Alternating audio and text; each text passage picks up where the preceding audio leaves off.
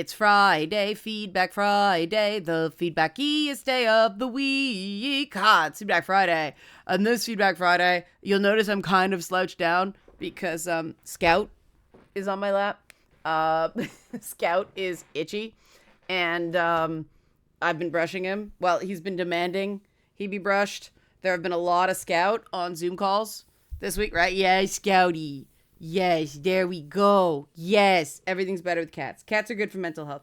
I have been fighting with audio stuff this week. Part of the problem was I have been leaving my cell phone on the desk, and it's been over the wire on the USB mic, and of course that causes interference.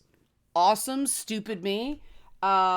But there, okay, I think I know where I'm going to go with this Feedback Friday, but there was so much feedback and so much interesting feedback that I'm not going to absolutely be able to get to all the good stuff this week. And so I apologize. It was an embarrassment of riches on this one, which based on some of the material is awesome. Also, I am still having problems with my eyes. I mentioned this to the patrons on Thursday. I have cat hair up my nose.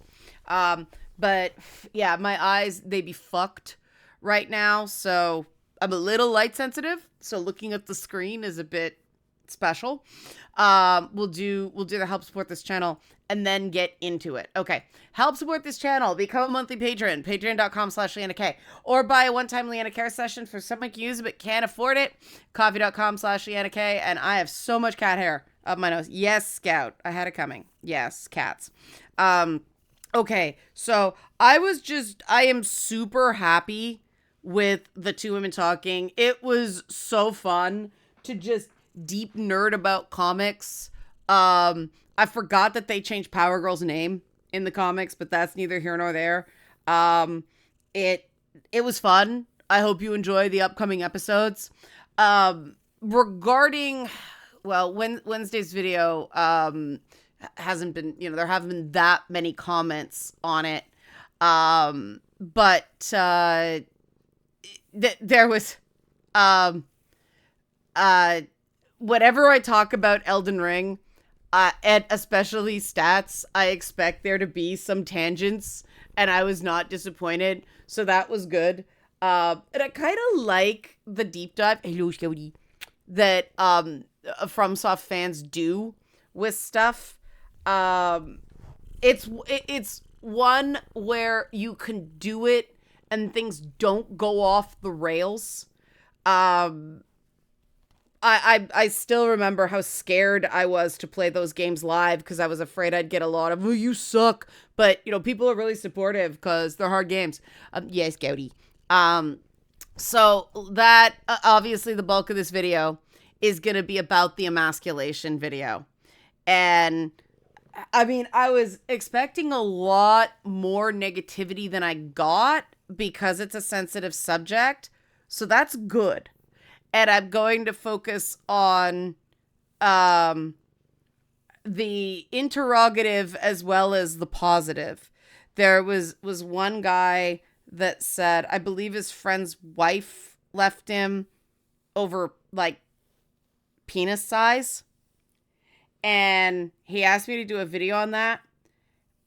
Anything that focuses on a body part or sex violates YouTube advertising rules. And the bigger YouTubers can get away with it. Hell of a Boss can have a wall full of dildos. But I'm not, thanks, Scout, that you just that you buttholed the camera. Awesome. Cat butt. There we go. But somebody who's, a relatively small channel like me probably can't get away with it. It is an interesting topic. I just don't know how to do it. So I wanted to let that commenter know I'm not ignoring the comment. There's just a bit of a thing about what YouTube does and doesn't let you do.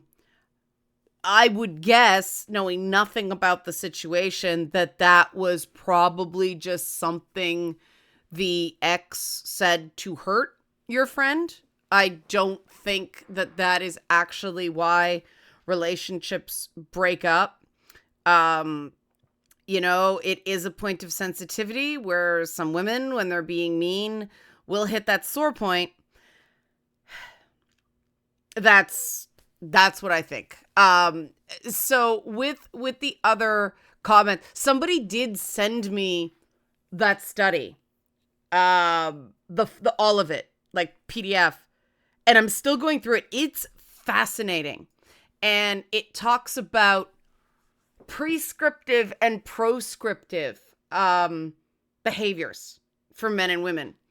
And I think I want to dedicate an entire Manly Monday to that, because that's really interesting, because there's much more like the proscriptive behaviors for women, things like aggression.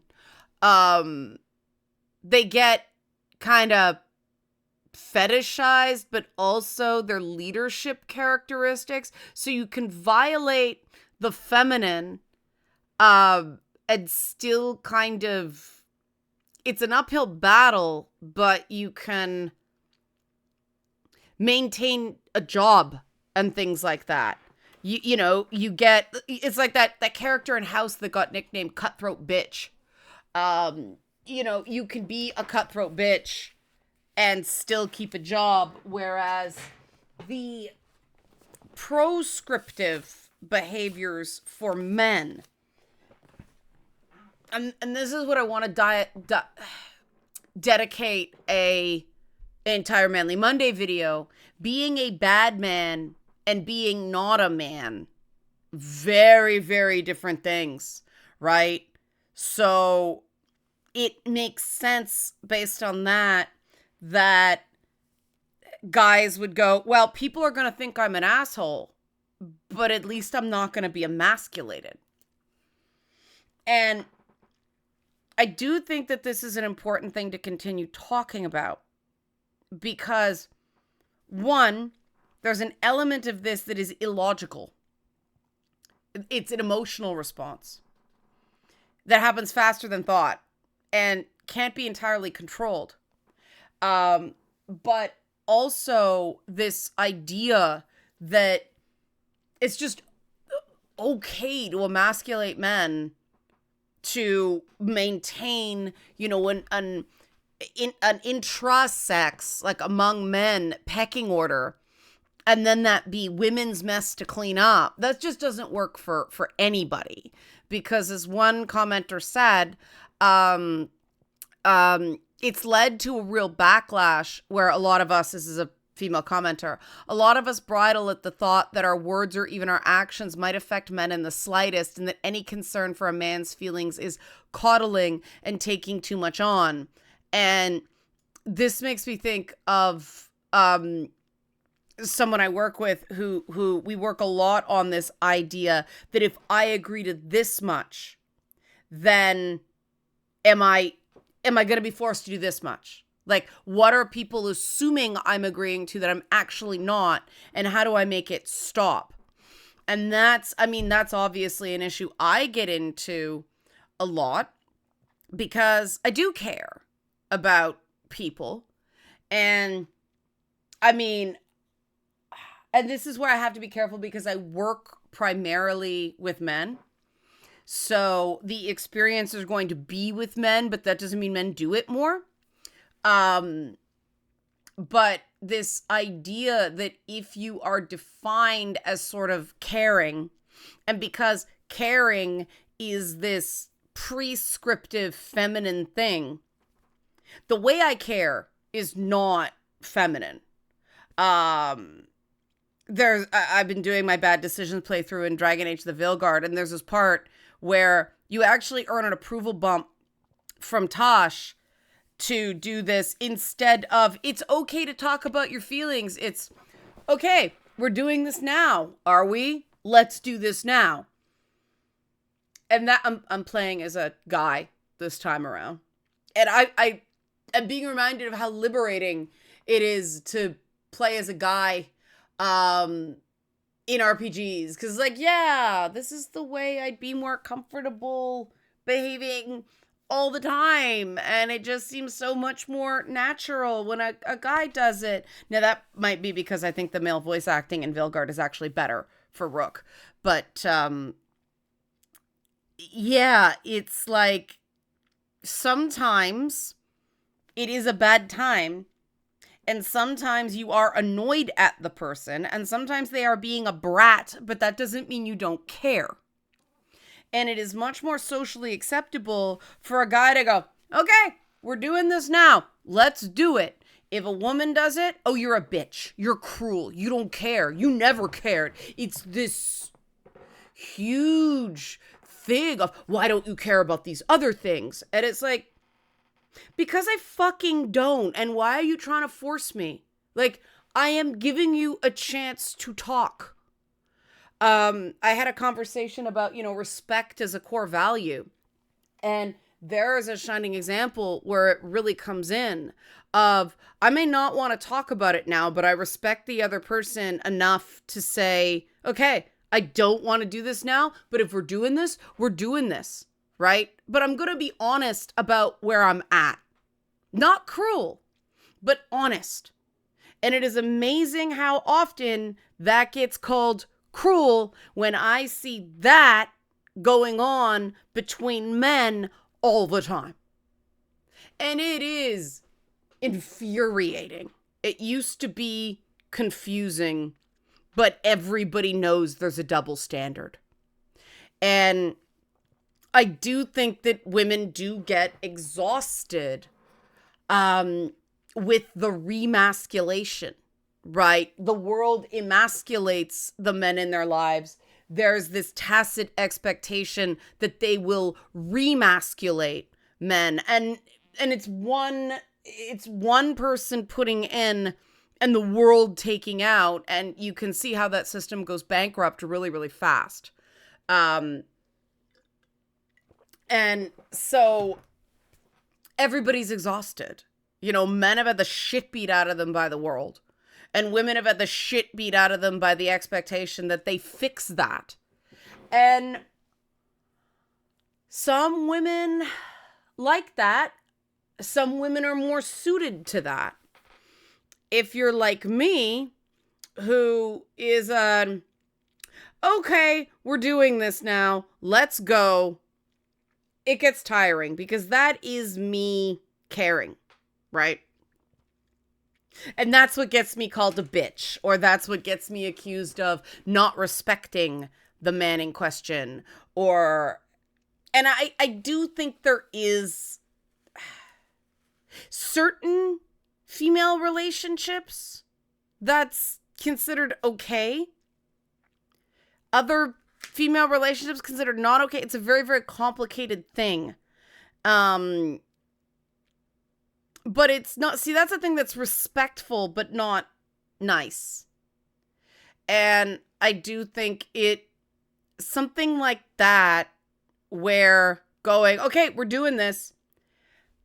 For a lot of guys, that's a way for them to retain their pride. Because it's a little rough and tumble. But only certain guys. And these are guys I find that skew more traditionally masculine. This is it may sound weird at first, but this actually correlates with the data. That those guys are comfortable in their masculinity. And so they don't want the approaching coddling of, do you want to talk about it? It's okay. No. But the guys who are the walking wounded,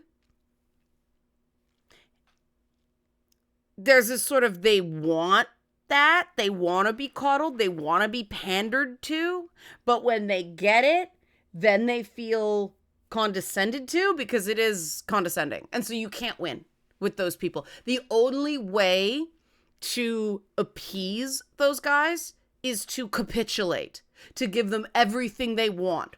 All the praise, all the sex, all the you're wonderful, all the food, all the clean house, all the ironed clothes, and it still will never be enough. Because all that happens is their self-loathing then turns on you. Because they're replicating the relationship they had with their mother. And their mother shouldn't have taken it, but you can't undo the past. And see, that's another Manly Monday video I want to do, is a video about how women screw up their boys, how mothers screw up their boys. And it's not the boy's fault, right? And the problem with the whole trad thing is that the unmet needs that women have in their relationship, because they're so boxed into traditional values, get taken out on their sons. And then the sons have to walk around with that their whole lives, not knowing why they're getting negative reactions, because people don't understand this shit enough to explain it to them. And what we do know, like I said, that it's back to the science, that people who are insecure in their in-group status, so in instance, not man enough, they will defend and promote the norms of that identity group more aggressively than people who are more secure in their masculinity, right? That's why I say The Rock can lip sync Taylor Swift Shake It Off, and have people think it'd be cool. And so guys who are more insecure in their masculinity are the ones that are going to be more sexist.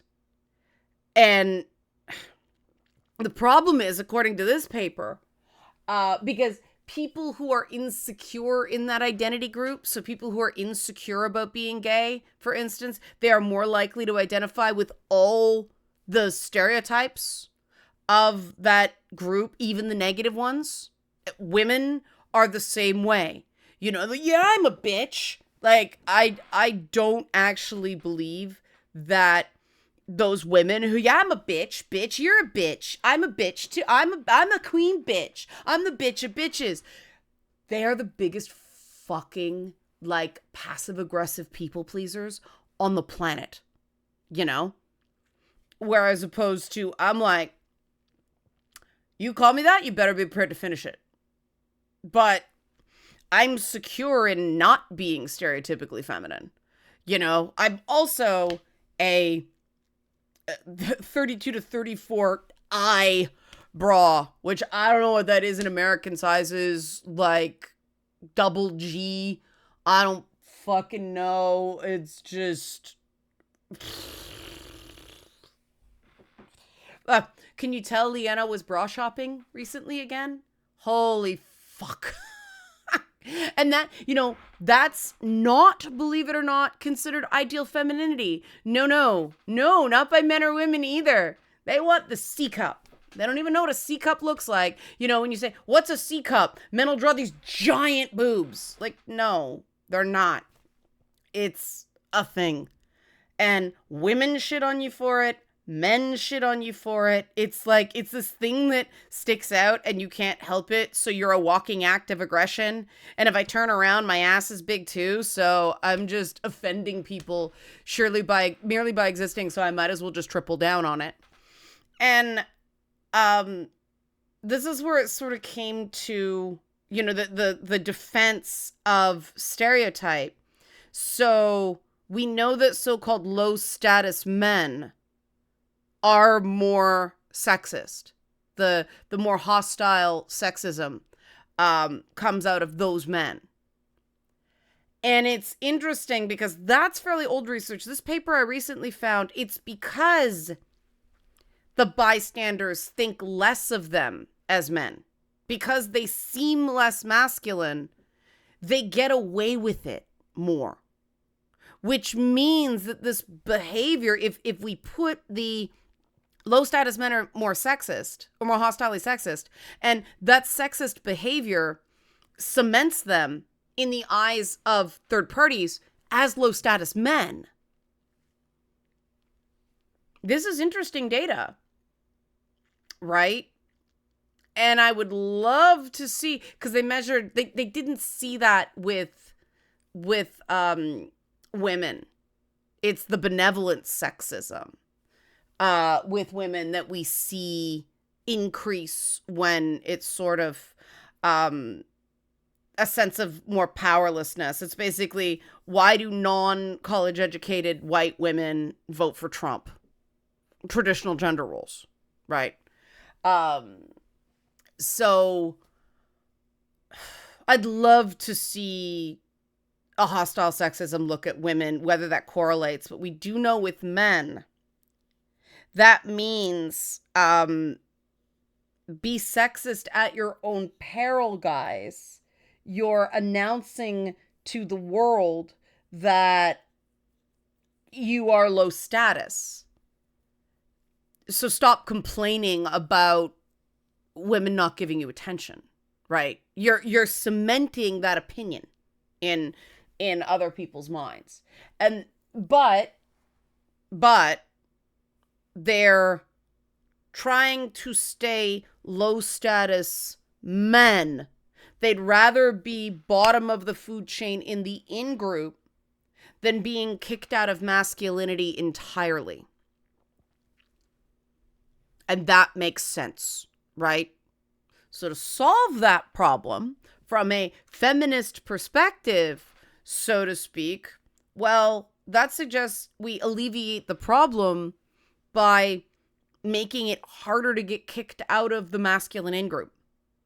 And this is where we got into, there's another comment where a guy talked about, in his mind, he separates male from masculine and female from feminine. And this is a person who clearly deals in typical behaviors, but leaves space for atypical behaviors. I mean, Bishonen characters in anime and manga are a shining example of people, characters that are considered male characters, but they're right on the line. And we had a whole love fest for Olivier on the Discord because of this conversation. We love Olivier on my Discord server. But from Trails, the Trail series. But, outside of maybe glam rock, that kind of thing, they, guys like Harry Styles are, he's not doing the Bishonen thing. He's doing like fashion thing.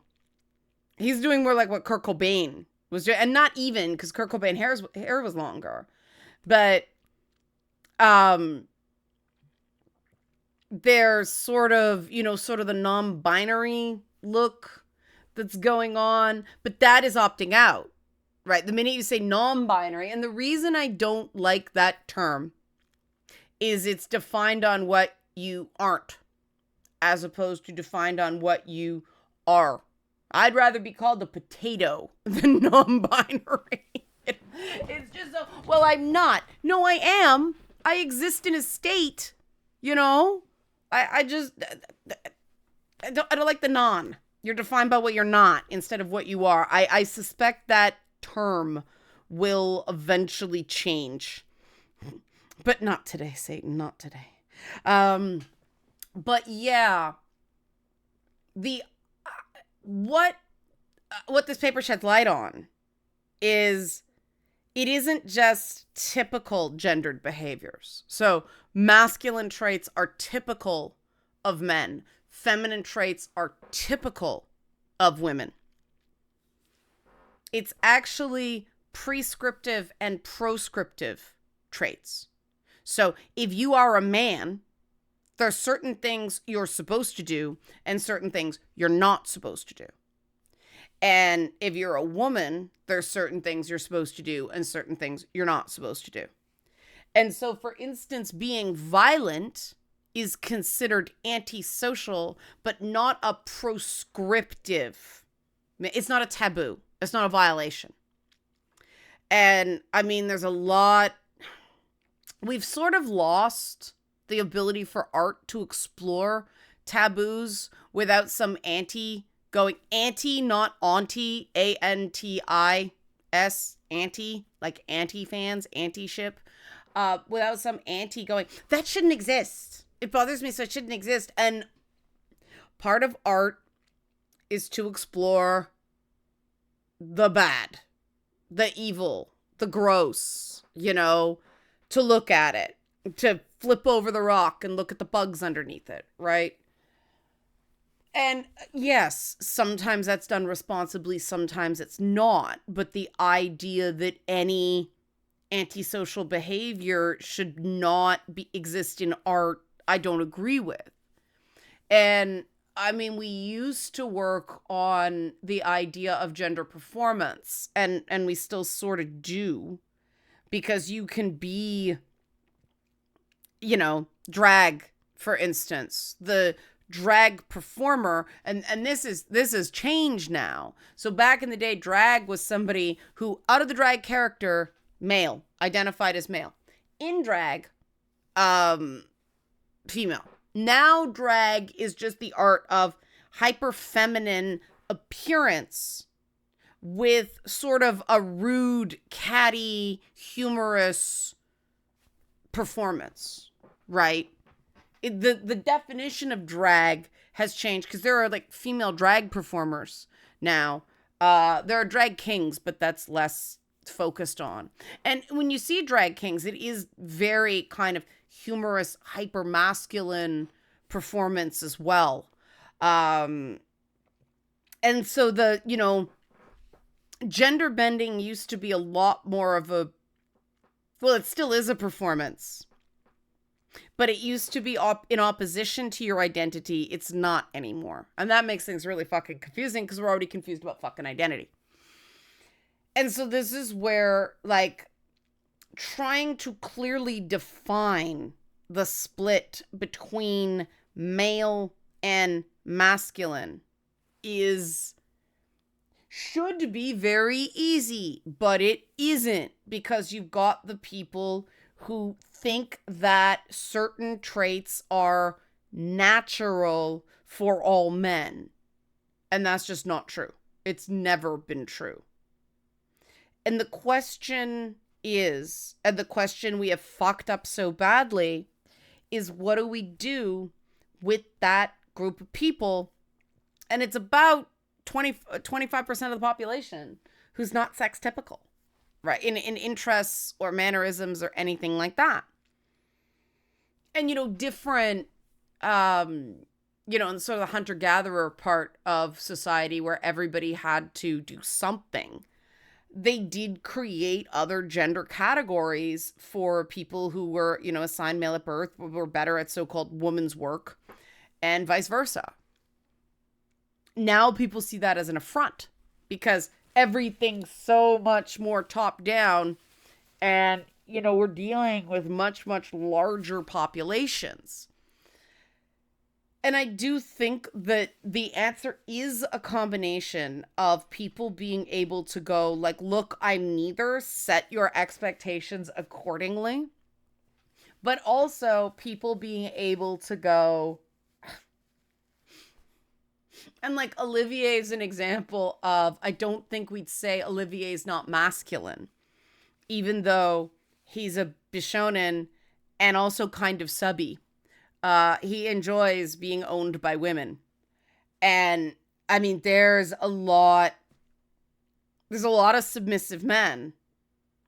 And then there's a lot of dominant men who get a bad rap. And these are things that, instead of acknowledging and accepting and not putting a value judgment on it, the society loves to judge. Effeminate men, ooh, bad. Woman in a power suit, yes, Queen Slay. This is where it gets weird, right? And this, when we talk about, I'm not going to say patriarchy, because it doesn't quite work that way. It's preference for the masculine. So, woman wearing a suit, considered professional dress. Man wearing a dress, no. right? Because a suit cut a certain way is still a woman's suit. Even if a woman wears a man's jacket bought at a menswear store to the office, it's not considered unprofessional attire. But a man showing up in kitten heels would be. That is a preference for masculine behaviors in the working world, right? The idea that wearing a low-cut blouse in, say, court, or in my case, the Pearl Harbor Memorial, is considered inappropriate. Why? Because it's showing a part of a body part associated with the feminine. It's like, that's distracting. Why? We don't say that's distracting the same way when a guy's walking around without a shirt, right? So that's not acceptable for the public space because the public space is masculinized. And that means the domestic space, the domestic space traditionally is the feminine space. That's why it's called a homemaker, right? And so that's the thing about truly traditional families is the guys at work. So decisions about child caring, about school, about home decor, that's why the man cave came about, because a woman made all the other decisions about what the house looks like. The man has no say. And that's eroding somewhat, but probably still is in effect, because the proper place for women is in the private domestic sphere, not the public professional civic sphere. And that is still an issue when we get into like public participation. That's why there's Title IX protections based on gender that they're using to go after trans people. And it's tough because, my attitude is make it simple and let people do whatever the hell they want. Right? I know I'm not going to get that. And just because I know I'm okay with people who are gender atypical, I can't just turn off my awareness that is not the way the world works. And, I became very interested in this because I was a games journalist. And I saw that, gaming created a safe space for atypical men. Guys who tended to be more sensitive, tended to get, the stereotype of less athletic. It's a pejorative, but, I think it's valid. These are guys who played with ideas more than they played with, hit with stick, right? And that was a safe space. That was a place where they belonged. That was a place where they were considered normal. And then that got disrupted and they got called misogynists, which I didn't think was accurate. But because the low status behaviors kicked in, yes, the misogyny came out.